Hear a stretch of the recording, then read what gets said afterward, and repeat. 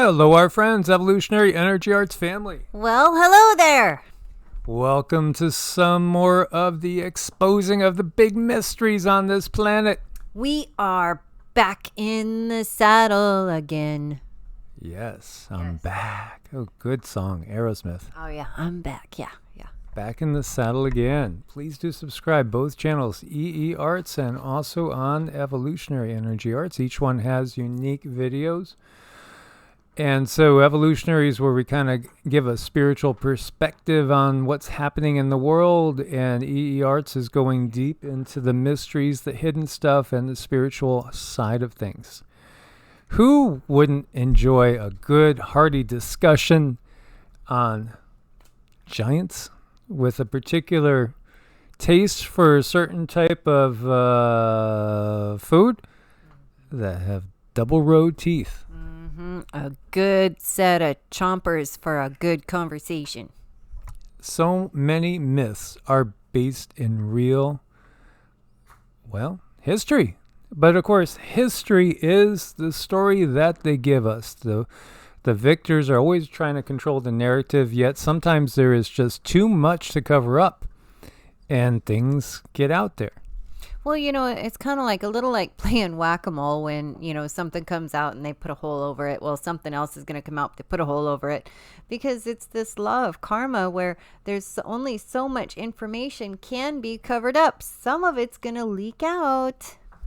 We've exposed a lot of things over thousands of videos and shown how science is always coming up with new words and terminology to explain something away. Like, you don't gotta worry about that.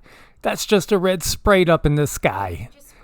Just sprites. Just red sprites. That's the term for, an atmospheric condition. But why don't I remember it from 10 years ago or 20 years ago? Why does it seem like things just pop up out of nowhere to give explanation to something that seems to have popped up out of nowhere and people are curious about, and just explain it away? Sun dogs. That's not another sun. It's not Nibiru. It's not anything to do with Planet X. It's a normal atmospheric condition. It's called a sun dog.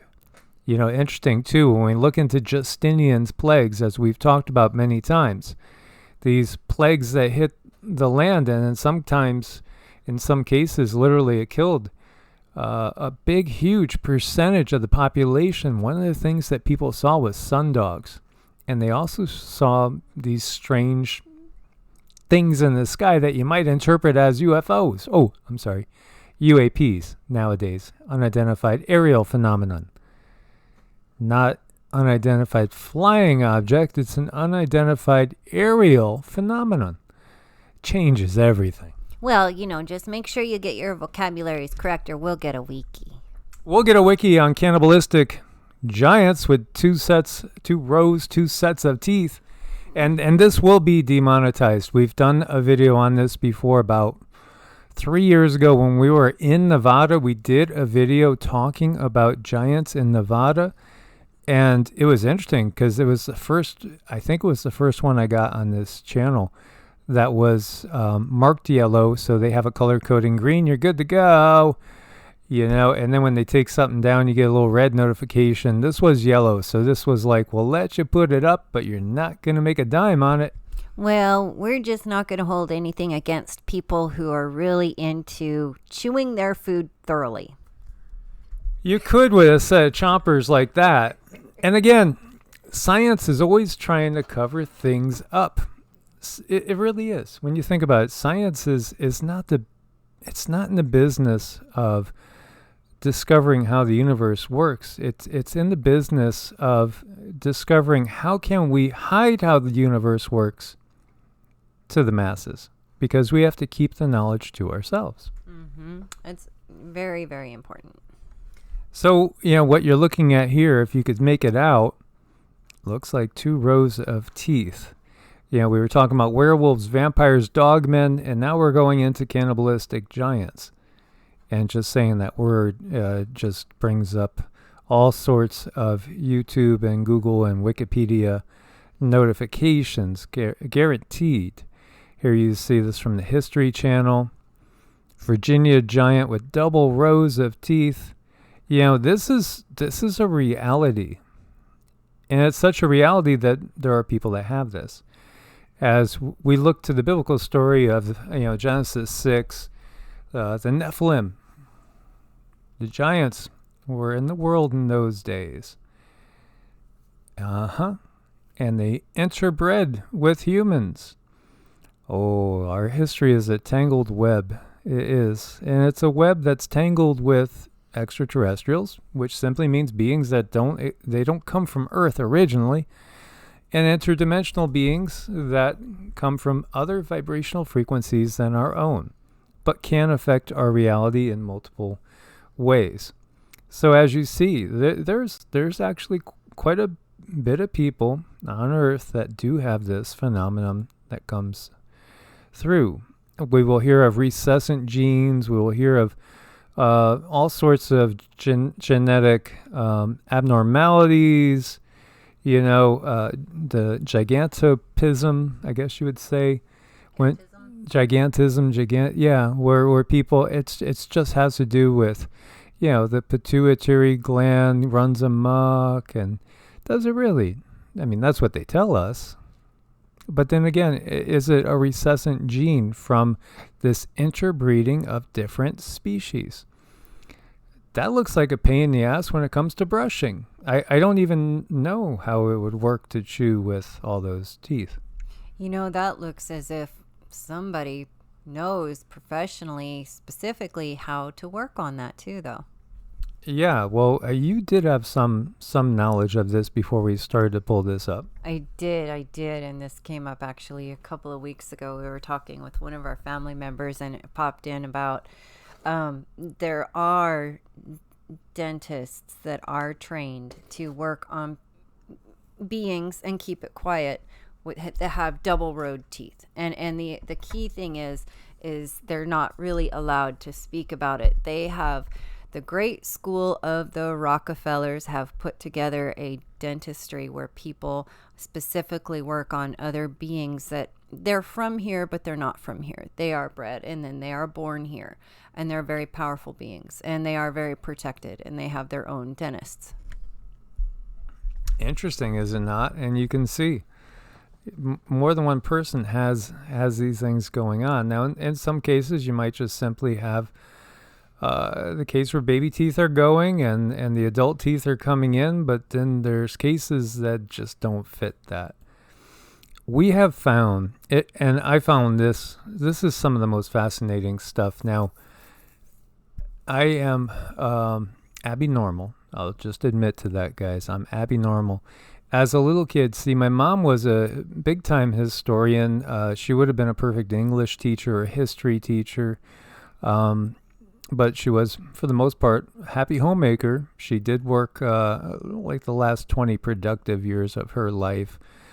But for the most part, she was somebody that loved to go deep. There was always almanacs, world history books, all sorts of, different books in our house, and I gobbled them up. Because I couldn't get enough of history and things like that, especially hidden history. Are you kidding? I got to know everything. And Cindy can tell you, that's in my astrological chart. I got to know everything.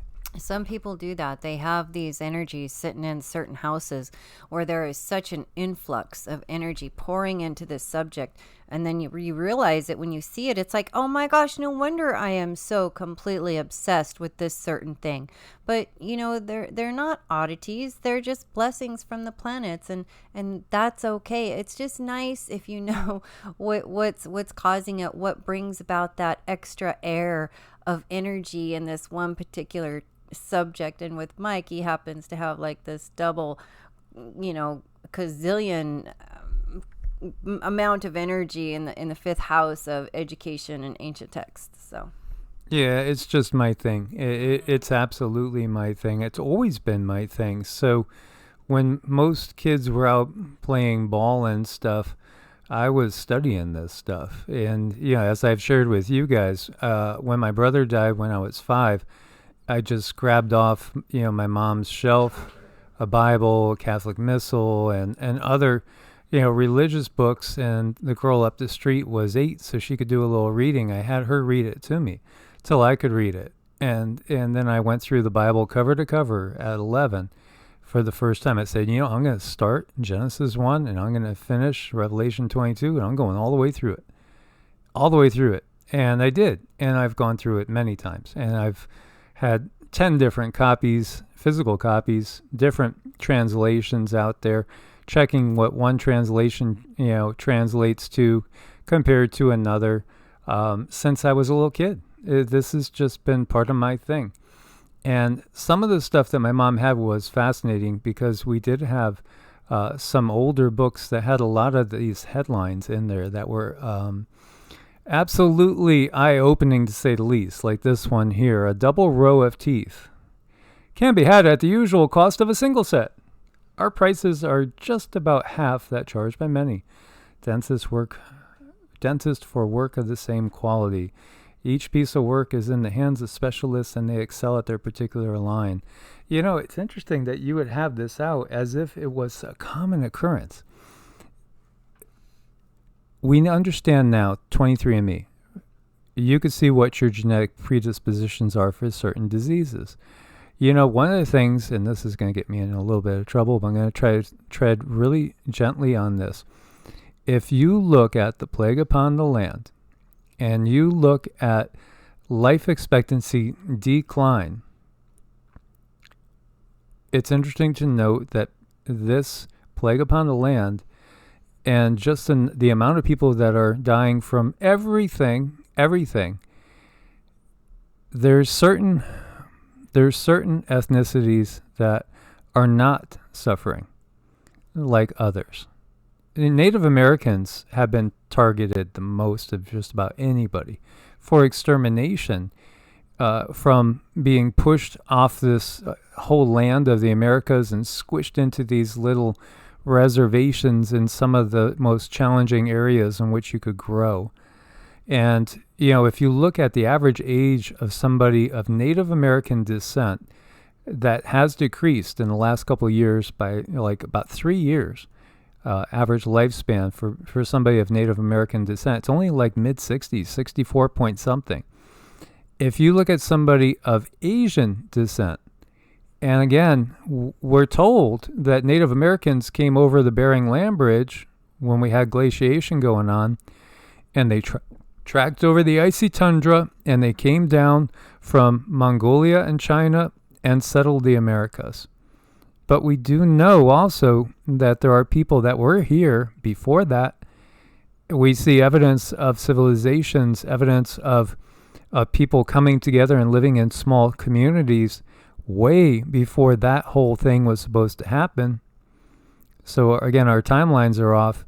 But going back to the people of modern Asian descent, the average age it's more than 20 years higher for life expectancy. So people of Asian American descent during the last 2 years, the whole time of the plague upon the land and the cure, have lost 0.1 of a year off their life expectancy, when the rest of the average life expectancy in the U.S. has declined 2.5 years, and a little bit more than average for those of Native American descent. Isn't that curious?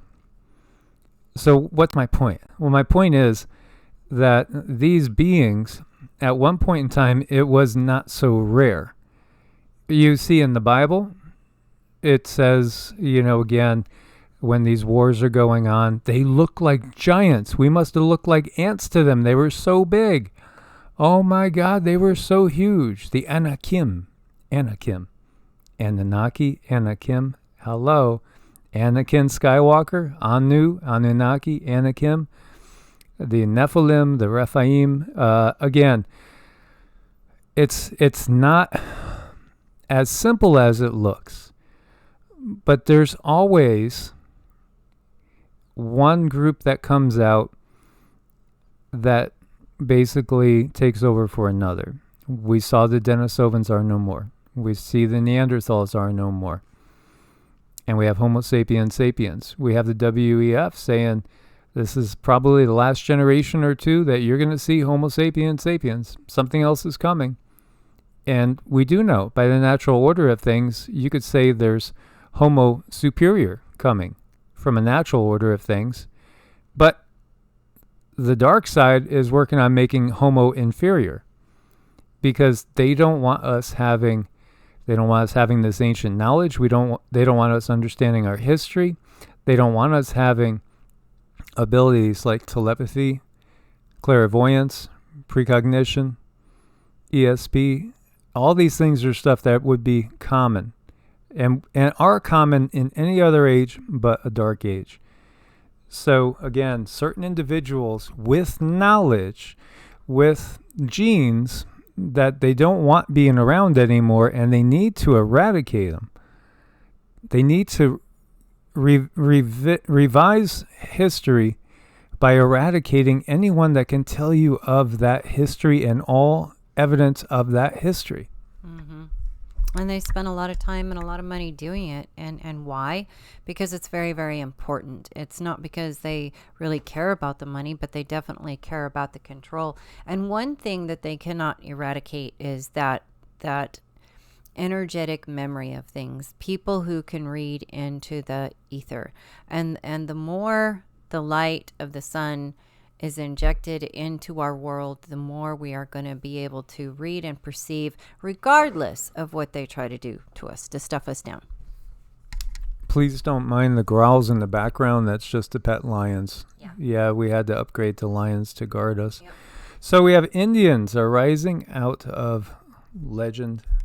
Yeah, and again, Indians, well, how do we even get that? Well, again, they thought that by heading west, they would come to the east. And India was a land of great renown for spices and for dyes and, to trade with. They had a wonderful culture. So when they got to the Americas, they thought they arrived in India. That's why they called them Indians. Yeah, in some ways, the interesting part of it is the tradition that is in India. And the tradition that we find in the Americas, the native traditions, are much more in line. They do hold knowledge of all these things, as we were talking about. Look into the Ramayana, look into Mahabharata, the Bhagavata Puranas. They speak, all of them speak of many different races of humanoid beings being here on Earth interacting. Some are giants, some are tiny. Some are so small, you would probably have your mind blown.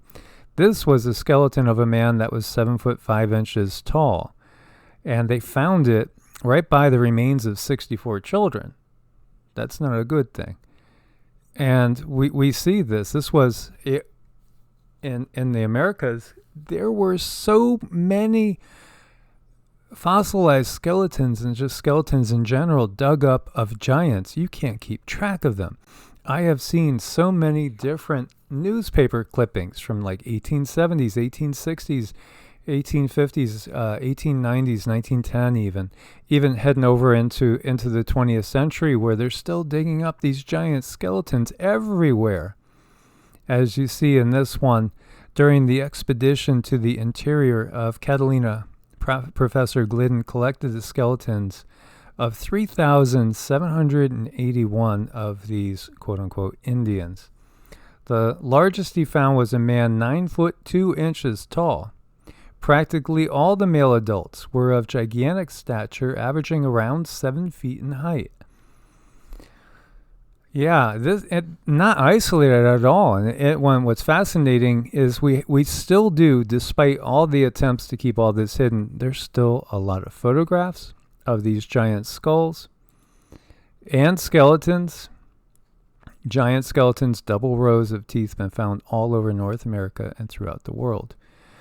I touched on, and we'll do a video going into more in depth, the New Atlantis. There's a reason why they so wanted to control the world from the New Atlantis, which is the United States.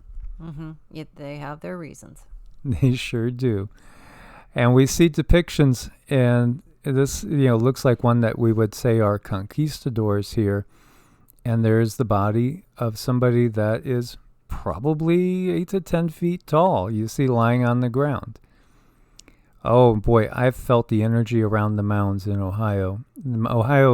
Southern Ohio is one of those areas that you drive through, and I did live there for a bit, and you feel the energy of these giants. It makes my stomach a little bit twitchy, to say the least. Skull found indicates previous Floridians were sizable. Length of the thigh bone was 63 centimeters. And talks about a giant race believed to have inhabited Florida before the Spaniards came. Race of men were giants. Bones recently found show gigantic stature and a low order of intelligence, they add. 11 skeletons of primitive men with foreheads sloping directly back from the eyes, with 2 rows of teeth in the front upper jaw, have been uncovered in Craigs Hill at Ellensburg, Washington. They were found about 20 feet below the surface, 20 feet back from the face of the slope in a cement rock formation, over which there was a layer of shale. Boston, Massachusetts. An Indian sepulcher has been unearthed on Fish Marsh in Saugus. Tomb was about 7 feet below the surface, contained the skeleton of a man of enormous proportions, which crumbled due to exposure to the air. Body was buried in a sitting posture facing east. Beside the skeleton was a pipe, a tomahawk blade, an arrowhead, an axe, and a cylindrical shaped stone. Near the grave, an underground passage had been discovered. Excavations are being made. It's just fascinating. All the bodies, tons, thousands, maybe even more, have been found. And here's more. Skulls with double rows of teeth. And they again say Indian skulls with double rows of teeth have been found not only abundantly on San Clemente Island caves, but also still on the neighboring island of San Miguel, the San Bernardo or Juan Rodriguez of Cabrillo. And, again, New Mexico, Arizona, California, Utah, over into Ohio, Indiana, Kentucky. It just goes on and on. The vanished race. A building that housed 6,000 cliff dwellers. Aboriginal city on a cliff, 1,000 feet high. Skulls of people that had double teeth all around with some remarkable relics. It just goes on and on. This is in New Mexico. And you could see all these highlights. Smithsonian gets them, Smithsonian buries them. How many of those ended up out in the Atlantic? Probably more than you could count. Well, so many that at one point someone did come from the Smithsonian and expressed regret that they actually did so much of that. Yeah, I think there's a lot of people that want to uncover history that then find that they're not allowed to if they want to keep their job. You can't tell people this, but this is the truth. But no, you can't tell people this. This goes against everything they've been taught. And if I think back to my life as a little kid, there were a lot of people, way more, then than now, that really did believe the earth was about 6,000 years old and that it was created in 6 days and all that. I mean, it was more common to see that back then. And, they just, the only way they could look at things was using the biblical terminology and not understand these giant legends are completely universal. They're every single culture around the globe. A race of giants in Old Gaul. Gaul is modern-day France for the most part. New York Times, October 3rd, 1892. It's really only because we still have some of these clippings. And, I'm blessed with a book that's been in my family for about 200 years, goes back to the Civil War times. And it's just fascinating to look at how things were portrayed. Almost 200 years ago. 47-inch human femur. During the late 1950s, during road construction in southeast Turkey in the Euphrates Valley, many tombs containing the remains of giants were uncovered. At 2 sites, the leg bones were measured to be about 120 centimeters, 47.24 inches. That's a 4-foot-long femur. That's a 4-foot-long femur. that person would have to be at least 12 foot tall, I would think, don't you think? It says the giant stood some 14 to 16 feet tall. It had 20 to 22 inch long feet. And do you know how many fingers and, relics of fingers that don't fit the norm have been found? Tons. Hands even. Bowling Green. Another giant remains dug up. Bones must have belonged to a person at least 8 foot in height. They were about 5 feet down. Some reconstructions have been done to, give you an idea of what these people would look like. As you could see, skull very different. We see conical heads, and we do actually see conical heads associated with some of the Bigfoot as well. So you could see this would be something that's semi-typical from what we have found. When you look at this information and you read everything that's written, I don't know, I can't help but just come to an instant understanding that, of course, there's going to be these different entities, and from them will come us, because we look at the yugas and we look at how large and how old and everything else, and of course we're going to find these things. Why can't they just come out and tell us from a small age? Well, I guess I know why, because they don't want us to know all the miraculous things that we can do, and they don't want us to know how, where we come from, because if we know where we come from, many times we have a clear understanding of where we're going. We have a clear understanding of where we want to head. What are we good at? Why are we here? What is our mission? Well, if we know all these things of our past, well, we know what to do while we're here, and they kind of keep that covered up pretty good. Yeah, we've touched on this many different times, but it's good to keep reiterating it. And so when we look at the Golden Age, and again, this is the article that was well done and it was put together, and talking about how the Greek and the Hindu versions are in agreement in much of it. Again, in the Golden Age, people lived much longer. And it said they lived to such and this is from the Greek myths. And this is before Zeus was the number one guide. This is when Kronos, the Titans, were in charge of things. When men lived amongst the gods and man intermingled. There were no rules because everybody just did the right thing. So that's a 5D type of world where we're intermingling with these benevolent ones. This is not the carnivores. That comes about as we descend. That comes about as we go into that Bronze Age, heading into the Dark Age. So humans lived to a very old age with a youthful appearance. Eventually we died peacefully as if falling asleep. Their spirits lived on as guardians of the mortals. Guardians of the mortals. Spirit guides, guys. I mean, this is where this agreement comes in. And again, you'll have people of a fundamentalist mindset. Oh, I don't go into that New Age woo-woo stuff. No, I'm just going to believe, the Dark Age truths. That's going to get you really far. It gets you more of the same. Silver Age, then, things change. So we go from, according to the Vedic way of looking at things, literally living 100,000 years in a Golden Age, 10,000 years in a Silver, 1,000 in a Bronze, and down to the max lifespan being about 100, 120 in a Dark Age. And of course, the beings that are around, they reflect the age as well, because as we go down from 5D, where we're with beings that we would almost view as angels. I mean, these are benevolent beings, beautiful benevolent beings that are just teaching us how to get along, how the universe works, true science. We start dropping down to where they start to become much more, well, let's say endowed with some of the negative human characteristics, all the way on down till we get to where we are now, where it's just dog eat dog, Darwinian evolution, survival of the fittest. You better be fit or you're going to get eaten. Uh-oh. Hello. This is what's going on here.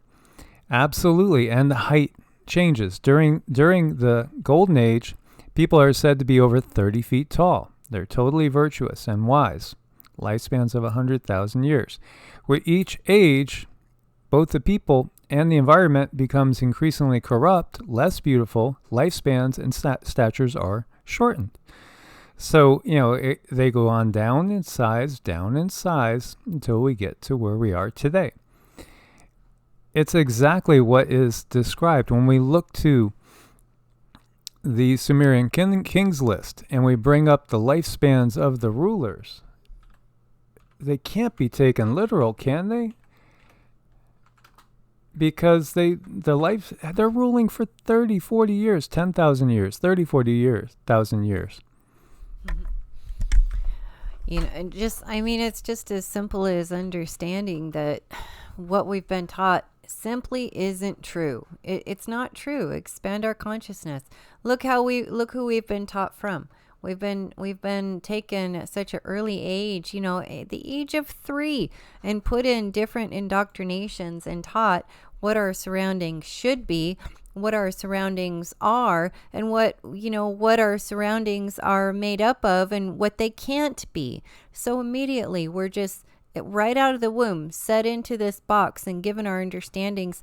And then it kind of ends there, and then we end up with an education so that we are very well equipped to go and help the controllers run their entities that keep them in charge, run their banks, run their corporations, run their oil, gas businesses, run their factories for the cars so that they can continue to live in their mansions. That's what they use us for. But if we know that, then we know how expansive we are and where else to look to find out who we are. Yeah, so, before the flood, you have these long lifespans. And then after the flood, lifespans decrease. If, again, we look to Methuselah, lived 969 years. And we look to the Sumerian kings list, and we see people, ruling for thousands of years.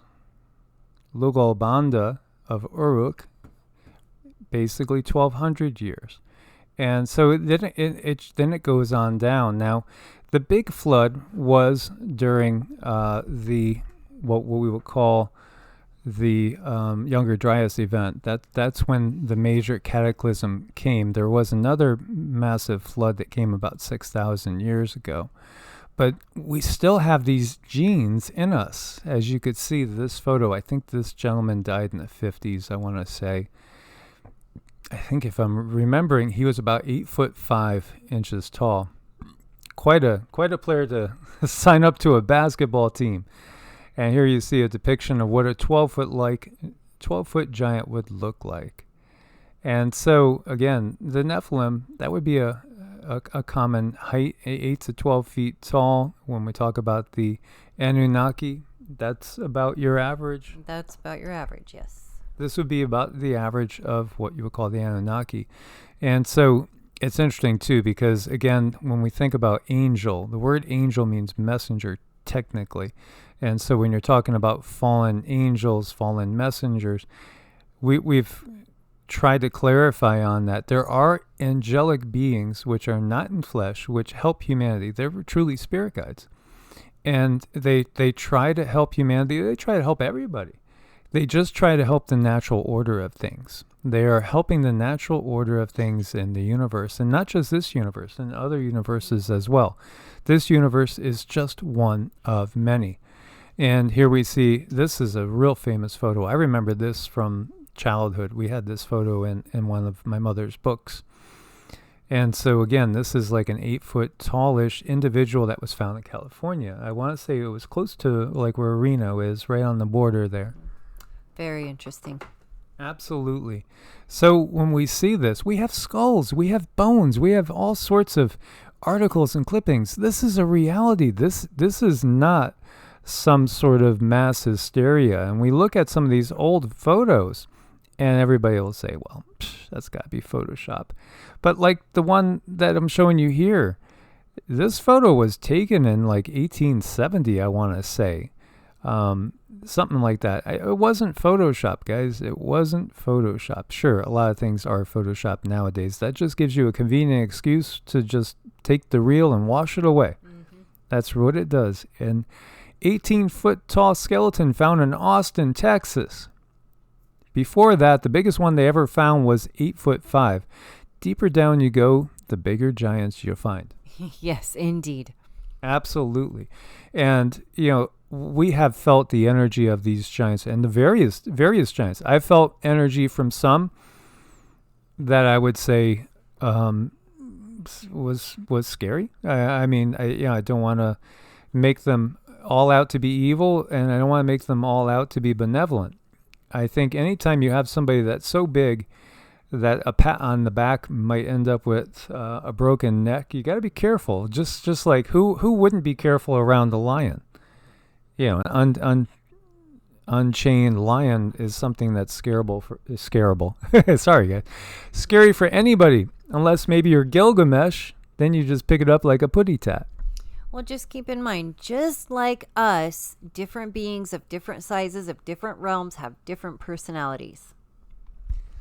So, I'll give you guys all the links on all this stuff. Again, it's fascinating, and this is just going into, again, this is well documented. Well documented. Mary Abigail Fillmore, daughter of President Millard Fillmore, was described in a story entitled A Night in the White House, which ran in the Pittsburgh Gazette, 1850. In one personal feature alone, she mirrors forth her sire, a double row of teeth, strong, white, beautiful, and irregular, predominant feature in the president. And so they are with his lovely daughter. So the president is of that blood lineage, and so was his daughter. Mm-hmm. Hello, guys. All these myths are based in truth. And this is another famous depiction that is ancient of when the Europeans came here, there were a lot of giants still here. And it's fascinating. And we're going to go into some of this in more in depth. It says, were they possibly Denisovan hybrids? Well, Denisovans aren't that big. They are bigger, but they're not that big. Again, there's so much more to be, if they would allow us to categorize, but they won't even allow us to categorize them because they ignore it. Mm-hmm. Well, they're very good at dismissing things or just saying, that's just fake and hearsay. Now, this is off. This first statement is wrong. The Cherokee called them the Moon People, but we're going to go into a video just on the Moon People because that's a fascinating subject in and of itself.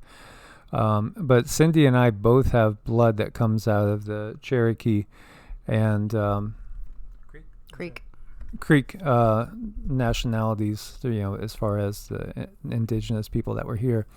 The Utes and Paiutes spoke of a hideous race of cannibals 10 feet tall living in caves. In fact, in northern Nevada, there is the descendant of a famous indigenous person who basically led the battle against one of these cannibalistic groups of giants, and what they did was they set a fire outside of the cave that these giants were in, who had been preying on whoever they could get for a meal, and they basically burned them out so that they come running out, and then they just released a flurry of arrows till they had killed them all.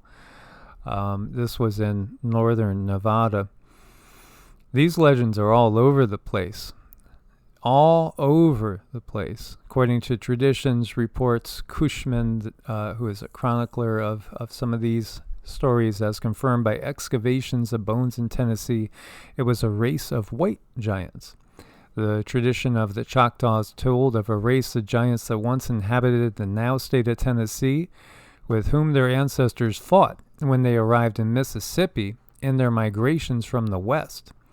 Doubtlessly old Mexico. The tradition states the Nahulo.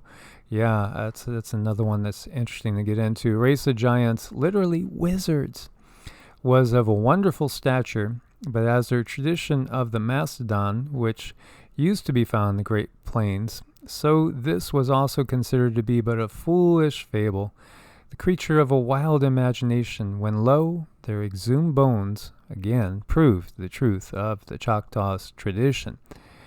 These giants could have been a different name, the Atlans. Ooh, Atlans. Atlans, guys! This is another thing we got to go deep into. Why would somebody call them Atlans? Atlantis, yes, exactly. 1880, Plano, Texas. Human bones of enormous size, femoral bones being 5 inches longer than an ordinary length. Jawbone so large as to slip over the face of a man with ease. Yikes. And there's all these different names. It just goes on, and we could go hours into this. It's fascinating stuff. Without a doubt, there were giants on the earth in those days, and there still are. Mm-hmm. Absolutely. Absolutely. As always, guys, thanks for your support on Ko-Fi and Patreon. We couldn't do it without you guys. Let us know what you want us to cover in more depth. We want to hear your feedback and which direction you want to explore. Much love. God bless and namaste. Namaste.